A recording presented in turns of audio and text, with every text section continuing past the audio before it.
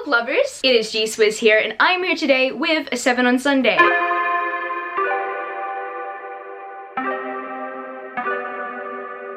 If you didn't know, 7 on Sunday is hosted by me. I have a Goodreads page you can follow, and you can check out the topics for the month if you want to do so. That will be down in the description. I just reworded everything. Wow, it doesn't sound the same anymore. Haha, freestyling, G-Swizz. So today's topic is inspired by Pride Month, and we are going to be talking about our favorite LGBTQIA+ characters. And I do have to admit, this is actually a bold step for me, but I should probably pre-warn you that right now I'm not coming out. This is a completely different explanation as to why this video was a little bit hard for me to make, and I'm making it now after a few years. I know a lot of you guys know that I am Christian, and I grew up in a Christian household. I go to church, and a lot of Christian people watch my channel, and they aren't LGBTQIA+ approving or affirming. And it had to take me a lot to push past that to make this video. And I know that some of you guys watch me because I am Christian, and I probably believe in something else, but no, I am an LGBTQIA+ affirming Christian. I personally identify as gray romantic demisexual, and I don't mention that to my Christian friends. You know why? Because anything that has to do with sexuality,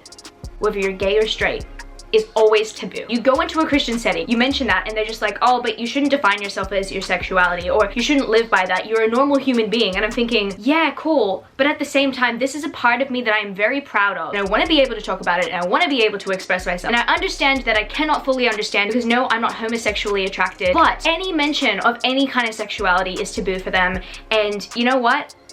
I'm sick of it. I'm making a video because I want to celebrate people who are like these characters and people who are like myself, because I'm sick and tired of hiding it. I'm sick of tired of not talking about it with the people who I think care about me the most. That was a bit of a rant. I get that a lot of you guys are watching me right now and support me, and I want to acknowledge you guys. Thank you so much for supporting me. But especially thank you to anybody who supports any queer booktubers or anybody who we are celebrating during Pride Month. I know I'm gonna get a lot of hate, and I'm gonna get a lot of concern from the Christian people who are watching me right now who do not approve. But you know what? I really don't care. I don't. These people deserve to be celebrated, and so do I. I got that out of the way. So we are going to be talking about some characters who fall under the LGBTQIA+ community. Now, I couldn't pick 7.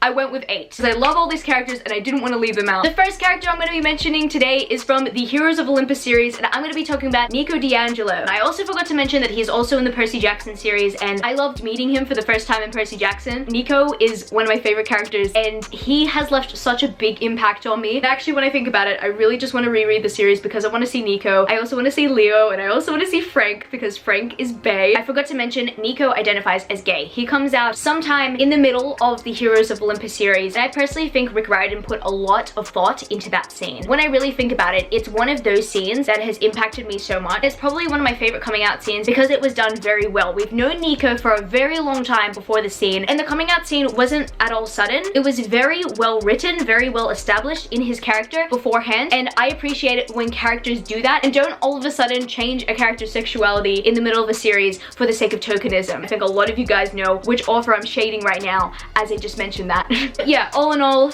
Nico, the son of Hades, I love him. I adore him. I want to protect him. The next character I want to talk about on this list today also identifies as gay, and that, my friends, is Alucard Emery from the Darker Shade of Magic series. He is introduced in A Gathering of Shadows, and he is of course the love interest to Rai. Alucard Emery is absolutely charming. For some reason, I really like how Alucard was introduced in a plotline with Lila, because both characters were like separated from their significant others, and you got to see them all grow individually. Alucard, even though he was introduced in the second book in the series, he left a lasting impact on me. I think about the last 2 books more than I think about the first book, because Alucard made that difference for me. And I also like Lila in this book a lot more as well. By the way, the Queen signed my book.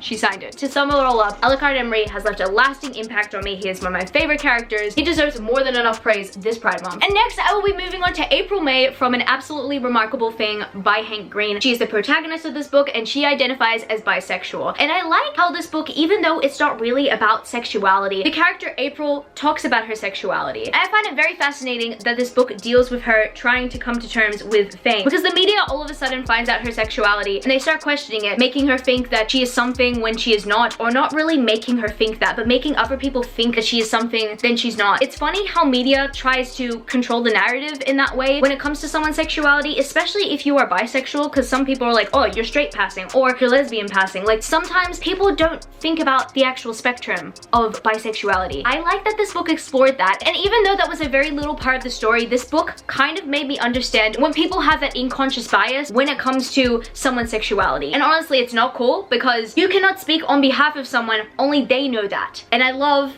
that this book kind of addresses that. I like April May. She's a fun character. She's a very quirky character. She's pretty much a female version of Hank. She's hilarious, she's funny, and there's a lot to her personality. And that's what I like in a character. That's what I like in a protagonist. I like it when they're more than one dimension. I love this book. I love April May. She's a great character, and for that, I celebrate her today. Another character who falls under the bisexual spectrum, who I absolutely love, will be Mia Corvair from the Nevernight Chronicle. I like Mia because as much as a lot of us do love the romance in here, or dare I say it, the love triangle. So some people are for Ash and some people are for Trick. I really do love Trick. I'm not gonna lie, I would accept Ash if it came down to it, but I do like Trick as well. Like, oh man, they're just so good and you just don't know who to decide with. But at the end of the day, that's not what the story is about. Even though we want to ship her with one or the other, like, that is not what the story is about. The story is really cool. Mia Corvair is a very cool character to follow, and I like how this book series does explore her sexuality. And she's learning her way about the assassin world. Like, I think that that's really cool. I love following her. I love cheering her on. Even though she does make some silly mistakes, I do like her. I find her to be a very complex character besides everything that is talked about constantly. And I also really love to explore new things with her. Just bear in mind, if you're wanting to read the series, make sure you're older because it's very mature and very much full of passion, but oh boy, it's good. Next character I'm going to be talking about on this list is a character that I mostly identify with, because unlike the characters that I've just mentioned on this list, I am not homo-romantic. I am actually hetero-romantic. I don't know, sexuality is fluid. I'm also in a straight passing relationship, so there's that. But what matters most is that I'm gray romantic, which means I rarely experience romantic attraction. Anyway, so we might never know, even though I experienced it with my baby. But anyway, I'm going to be talking about a character who falls on the asexual spectrum, and that, my friends, is Felicity from the Gentleman's Guide to Vice and Virtue series. Is this what it's called? The Guide series? The Montague siblings. That's what it's called. Okay, so I bring this one up because I have not read her individual book yet, but I've heard very mixed opinions about her personal book, to be honest, so I haven't picked it up yet. But I'm very much looking forward to picking it up and following Felicity herself as a character, because I do like Felicity. Felicity is the character I'm talking about. She identifies as asexual. She's that type of person who would just rather read her books and just go about her own life. And her character honestly reminds me of the time that I grew up asexual, because I did. I actually grew up asexual before I discovered that I was demisexual. I was more asexual growing up. I didn't realize that I was gray romantic growing up, and I even further realized that I was 100% demisexual. I suddenly got into a relationship with Camillo. That's when I fully knew that as of this moment, because once again, sexuality is fluid, I am demisexual. Growing up, I more fell under the asexual spectrum. And to further specify, people would always mention how, you know, being in a relationship was great and having intimacy was important, and it's something that they highly depended on and everybody should, and how I should keep trying it. I would just be like, I don't care. Why is it so important? Why does this matter? Why do I have to feel this pressure? Can I just be alone and watch my TV shows or read my books and not care about these things at all? That is how I felt, because I felt like there was so much pressure. That's what everybody talked about, and I get it. I grew up in a Christian household and I grew up in a Christian youth group, so this wasn't the conversation that everybody would have, but relationships was still something that was very much prioritized, and I didn't care. I hated how all these normal things for a teenager had to be normal for me.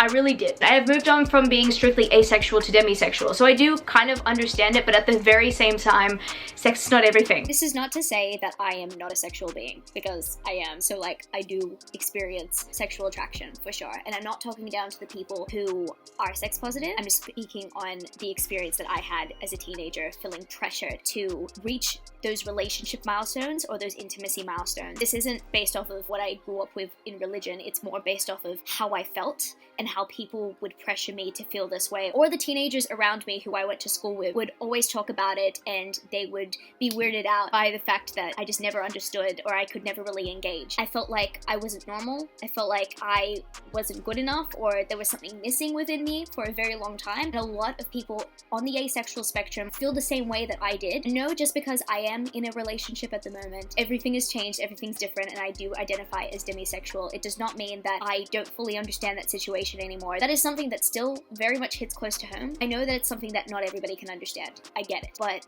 I wanted to open up about it even more. Anyway, back to editing the video. So when I think about Felicity from this series, it reminds me of that time when I was a teenager and I felt the exact same thing. And that's why I like Felicity. I don't know if the second book's gonna tell me different, but to me, she's my favorite character. The next character I'm gonna be talking about in this video today, I actually want to mention both characters, both Alex and Magnus from the Magnus Chase and the Gods of Asgard series. So Alex identifies as non-binary and Magnus identifies as pansexual. I just like these characters so much. I like following them so much. I like their romance. Personally, I like both of their character progressions. I do kind of wish we got more of a romantic time between them two, getting to know both of them because they were very cool characters. I kind of wish that Magnus Chase got more than a trilogy so that we could explore both of them and even follow Alex more. Nevertheless, I'm happy we got it. I'm happy we got the representation, but I'm happy we also got some really cool characters in here. But from what I remember of these two characters, I really loved following them and I loved the series so much. And a funny thing that I have noticed since the series has finished, no one is talking about it anymore. It is a really good series and I feel like it's being pushed to the side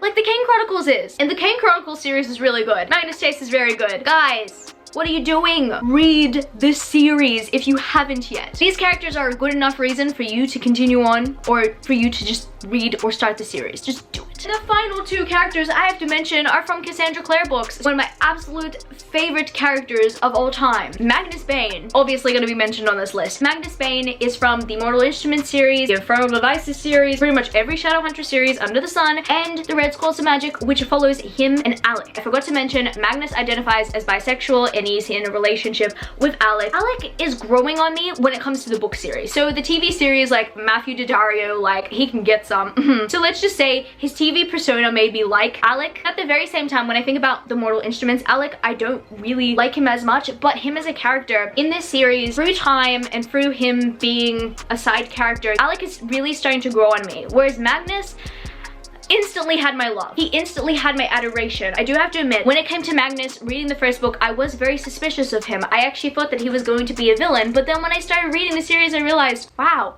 I like this dude. Though he looks very secretive, he's got a big heart. And I love that. I love the fact that Cassandra Clare has probably focused on him more than any of the characters in the entire series. I'm living for it. I will take anything that she writes about Magnus Bane because Magnus Bane is an amazing character. I know that she loves Magnus Bane probably more than I do. And I love him a lot. And the very final character that falls on the spectrum that I am in love with, and when they were introduced in this series, or at least their personal develop happened, I cried. Because them coming out and talking about it and them having their sexuality normalized in this time period. Personally love how Cassandra Clare wrote it in the series, and even though there have been more queer characters in this series, this is one of my favorites besides Magnus Bane. Magnus Bane will probably always be one of my favorite characters, but oh my goodness, I just love Anna Lightwood from the Last Hour series and also from the novella Every Exquisite Thing. When I read Every Exquisite Thing, I cried. It was so beautiful. Oh my god, I'm just gonna cry right now. Okay, so if you guys don't know, Anna Lightwood identifies as a lesbian. It's very heartbreaking because she wants to be able to express her sexuality in this time, and I was actually very scared that her mother wouldn't accept. And I love Cecily so much because she just treated her like she was the same person, and eventually Anna Lightwood had suits tailored for her. She didn't just have to wear dresses, she could wear suits, and I love it so much because in that moment Anna Lightwood had the acceptance that she needed, and it actually makes me tear up because I know so many people who don't get acceptance like that from their parents because of their sexuality. And of course, like I said, Nico D'Angelo coming out was something that was very heartwarming, but this is a very close, heartwarming, tear-worthy moment for me. It was just so beautiful. If my kid ever comes out to me, I want to be Cecily Lightwood in that situation. I really do. I just wish that parents, regardless of strict tradition, regardless of religion, would think the same way. So I guess that's gonna be it for this video today, book lovers. Thank you for joining me for some of the characters I wanted to celebrate this Pride Month. I love all these characters to bits, and I love their stories to bits. Now, before I leave, I just want to let you guys know that you guys can still donate to the Black Lives Matter movement. Down in the description below, I've left the same link from Knox the Reader, which you can check out to sign petitions, to donate to Black Lives Matter, and to also check out some resources that might be very educational and very helpful for you as well. I would still encourage you guys to be vocal about this, this, to talk about this, and that's why I'm bringing it up in my video right now. And just like speaking up to affirm the LGBTQIA plus voices in this community, I also want to build up the voices of Black, Indigenous, people of color. So anything little that you can contribute, every little part matters. Please, I highly encourage you to be a part of it. If you want to purchase any of the books that I mentioned in my video today, all the Book Depository purchase links will be down in the description where you can check them out, you can purchase them, and you can help me out by doing so. And I also have social medias. I'm at Books on Twitter and Instagram, and I'm also at Goodreads. That's www.goodreads.com/gswizzle. I love you, book lovers, and I will see you later. Peace. Started out with half and I flipped it into double. Started out with half and I flipped it into double.